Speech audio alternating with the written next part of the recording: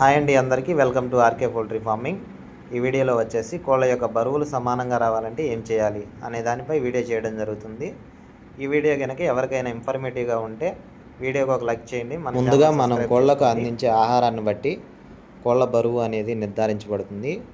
అందులో వచ్చేసి ప్రధానంగా మనం చేసే చిన్న చిన్న మిస్టేక్స్ వల్ల కూడా కోళ్ళు అనేది సరి అయిన క్రమంలో ఎదగకుండా అప్ అండ్ డౌన్లుగా ఎదుగుతూ ఉంటాయి.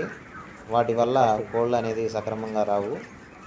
మీరు గమనించవలసిన విషయం ఏంటంటే ప్రతి ఒక్క టింకర్లోనూ మేత అనేది క్రమంగా ఉండాలి. అంటే 24/7 అనేది మేత అనేది ఉండాలి.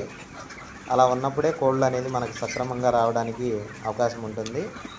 లేదు ఒక దాంట్లో ఉండి ఒక దాంట్లో ఖాళీగా అయినప్పుడు కోళ్ళు అనేవి ఉన్న దాంట్లో తిని లేని దాంట్లో తినకుండా ఉండి అప్ అండ్ డౌన్లుగా ఎదిగి కోళ్ళు అనేది సరిగైన క్రమంలో బరువులు అనేవి రావు. ఒకవేళ దానా అనేది ఎక్కువగా తింటున్నాయి, తగిన బరువు రావటం లేదనుకుంటే ఫీడింగ్ అనేది మనం పైకి లేపడం జరుగుతుంది.